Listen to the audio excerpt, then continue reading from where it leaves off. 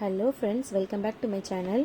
இன்றைக்கி நம்ம வீடியோவில் என்ன பார்க்க போகிறோம் அப்படின்னாக்கா, பிஎட் கமிஷனில் நமக்கு நம்ம எழுதின ரெக்கார்ட் நோட்ஸ் எல்லாம் வச்சு சில கொஷின்ஸ் கேட்பாங்க எக்ஸ்டர்னல். அதில் முக்கியமான ரெக்கார்டு கேஸ் ஸ்டடி. இந்த கேஸ் ஸ்டடி ரெக்கார்டை பற்றி அவங்க என்னென்ன கொஷின் கேட்பாங்க, அதை நம்ம என்ன பற்றி தெரிஞ்சுக்கணும் அப்படின்றத இந்த வீடியோவில் பார்க்கலாம். அதாவது ஃபஸ்ட்டு கேஸ் ஸ்டடினா என்ன அப்படின்றத தெரிஞ்சுக்கணும்.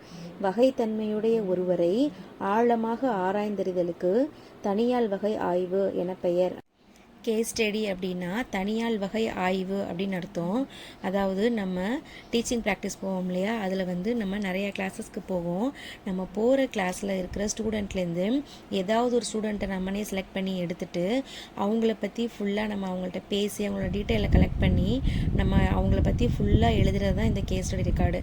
அவங்கள்ட்ட ஃபோட்டோ வாங்கி ஒட்டி அவங்க பேர், வயசு, அவங்க பேரண்ட் பேர், அவங்களுடைய ஹாபீஸ் என்ன, அவங்களுக்கு பிடிச்ச சப்ஜெக்ட் என்ன, பிடிக்காத சப்ஜெக்ட் என்ன, அவங்களுக்கு எது இதில் இன்ட்ரெஸ்ட்டு, அவங்க எவ்வளோ மார்க் ஸ்கோர் பண்ணாங்க, இப்போ நான் போய் நடத்தினதுக்கப்புறமோ இல்லை அதுக்கப்புறம் அவங்க கற்றுக்கிட்டதை வச்சு அவங்க ஆர்வத்தை மூட்டினதுக்கப்புறமோ அவங்க எவ்வளோ மார்க் ஸ்கோர் பண்ணுறாங்க அப்படின்றத பற்றியெல்லாம் நம்ம ஃபுல்லாக ஒரு ஆளை பற்றி, ஒரு ஸ்டூடெண்ட்டை பற்றி நம்ம ஃபுல்லாக எழுதுறது தான் இந்த கேஸ் ஸ்டடி ரெக்கார்டு. அதாவது நீங்கள் எடுத்துக்கிற ஆள் எப்படி இருக்கலாம் அப்படின்னாக்கா, அதுதான் செகண்ட் பாயிண்ட் பாருங்கள். தனியால் வகை ஆய்வில் சாதாரணமாக பண்புகளை கொண்ட ஒருவர் ஆராயப்படுவதில்லை, மாறாக வகைத்தன்மையுடைய பண்புகளை உடைய ஒருவரே ஆராயப்படுகிறார்.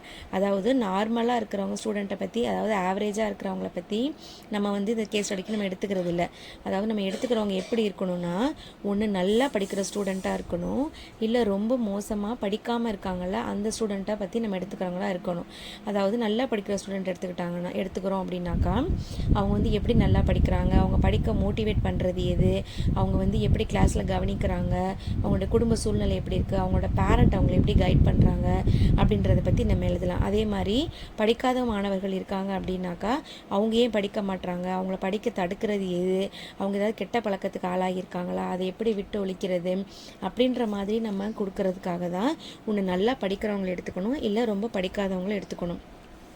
அடுத்து தனியால் வகை ஆய்வு எடுத்துக்காட்டு.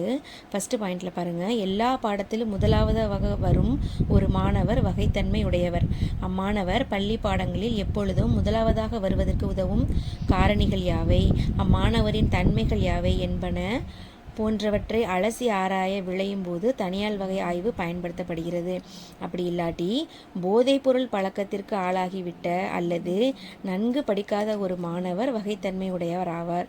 அதாவது போதை மருந்து பழக்கத்திற்கு ஆளாகிவிட்ட அந்த மாணவரோட தற்போதைய பண்புகள் யாவை, இந்த நிலையில் அம்மாணவருக்கு வந்துட காரணமாக இருந்த பின்புலம் என்ன, அதை பற்றிலாம் தெரிஞ்சுக்கிறதுக்காக இது எழுதுகிறோம் அப்படின்னு சொல்கிறோம்.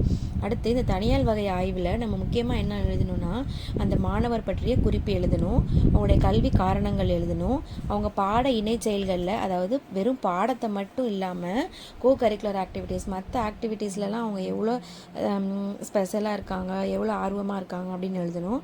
உடலியல் காரணிகள், ஆளுமை கூறுகள், மாணவர் வகுப்பறையில் எப்படி இருக்கிறாங்க, மைதானத்தில், விளையாட்டு மைதானத்தில் எப்படி இருக்காங்க. ஏன்னா ஒரு சில ஸ்டூடெண்ட் கிளாஸில் ரொம்ப அமைதியாக இருப்பாங்க, ஆனால் ப்ளே கிரவுண்ட்லாம் விட்டோன்னு வச்சுக்கோங்க, கிரவுண்டுக்கெலாம் அவங்களுடைய எனர்ஜி, எந்தூசியாஸ்டம் அதெல்லாமே அந்த கிரவுண்டில் தான் தெரியும். அதில் இங்கே எப்படி நடந்துக்கிறாங்க, அங்கே எப்படி நடந்துக்கிறாங்க, லைப்ரரியில் எப்படி இருக்காங்க, ஒரு இடத்துக்குன்னு ஒரு ரூல்ஸ் அண்ட் ரெகுலேஷன்ஸ் இருக்கும், அதெல்லாம் ஃபாலோ பண்ணுறாங்களா, இல்லை அதை பயன்படுத்தாமல் இருக்காங்களா, அவங்க தலைமை பண்பு, அவங்களுக்குன்னு ஒரு கிளாஸ் லீடரோ ஒரு குரூப் லீடர் பொறுப்போ கொடுத்தா அவங்க எப்படி அதை ஹேண்டில் பண்ணுறாங்க, அவங்க மாணவர்கிட்ட என்னென்ன பிரச்சனை இருக்குது அப்படின்ற மாதிரி ஒரு குறிப்பிட்ட ஒரு மாணவரை நம்ம எடுத்துக்கிட்டு அவங்கள பற்றி ஃபுல் ஸ்டடி பண்ணி நம்ம எழுதுறது தான் இந்த ரெக்கார்டு, கேஸ் ஸ்டடி ரெக்கார்டு. இந்த ரெக்கார்டில் நம்ம எக்ஸ்டர்னல் நம்மள்ட்ட கமிஷனில் என்ன கொஷின் கேட்பாங்கன்னா, அவங்க பேர் கேட்பாங்க, அவங்க ஸ்டாண்டர்ட் கேட்பாங்க, டக்குன்னு எடுத்து அவங்களுக்கு பிடிச்ச சப்ஜெக்ட் என்ன, அவங்களுக்கு பிடிக்காத சப்ஜெக்ட் என்ன அப்படின்னு சொல்லி கேட்பாங்க. அதனால் நம்ம சும்மா நம்ம ஏற்கனவே பிடிஎஃப் கிடச்சிருக்கு, இல்லை ஃப்ரெண்ட்ஸ் ஏதோ பார்த்து எழுதுகிறாங்க, இல்லை பழைய ரெக்கார்ட் நோட்டு கிடச்சிருக்கு அப்படின்றத பார்த்து நம்ம பொத்தாம்பதுவாக எழுதாமல் நம்ம போகிற கிளாஸில் இருக்கிற ஸ்டூடெண்ட்டை ஒருத்தவங்கள்ட்ட நம்ம போகிறதுலேயே நம்மள்ட்ட ஒரு சில ஸ்டூடெண்ட்ஸ் அட்டாச்சாக இருப்பாங்க, நம்ம அவங்களோடைய நம்ம போய் அட்வைஸ் பண்ணி அவங்கள மாற்றிருப்போம். இல்லை அவங்கள பற்றி நம்ம நிறைய காரணங்கள் நம்ம தெரிஞ்சு இருப்போம். அந்த மாதிரி ஒரு ஸ்டூடெண்ட்டை செலக்ட் பண்ணி அவங்கள்ட்ட நம்ம பேசி அவங்களோட விவரத்தை ஃபுல்லாக நம்ம இந்த கலெக்ட் பண்ணி எழுதுறது தான் கேஸ் ஸ்டடி ரெக்கார்டு. இது ரொம்ப முக்கியமான ரெக்கார்டு. இதை பற்றின கொஷின் ஆன்சர் வந்து கண்டிப்பாக கேட்பாங்க. இப்போ கேஸ் ஸ்டடி ரெக்கார்ட்லாம் வந்து நமக்கு ரொம்ப எழுத வேண்டிய வேலை இருக்காது. ரெக்கார்டை சீக்கிரம் எழுதி முடிச்சிடலாம். ஏன்னா அதில் வந்து எதை பற்றிலாம் ஸ்டடி பண்ணணும், அதோட டேபிள்ஸு, அவங்க குட்டா பேடா, அவங்களோட ஆவரேஜ் மார்க்கு, அவங்க ஃபஸ்ட்டு டோட்டல் எவ்வளோ வாங்கினாங்க, என்ன ரேங்க் வாங்கினாங்க, இப்போ என்ன வாங்குறாங்க அப்படின்றது எல்லாமே நம்ம டேபிள் போட வேண்டிய எந்த அவசியமும் இல்லை. ஏன்னா அந்த ரெக்கார்ட்லேயே வந்து மோஸ்ட்லி எல்லாமே பிரிண்டட் தான் இருக்கும். அதிலே டேபிள் போட்டு எல்லாமே கொடுத்துருவாங்க.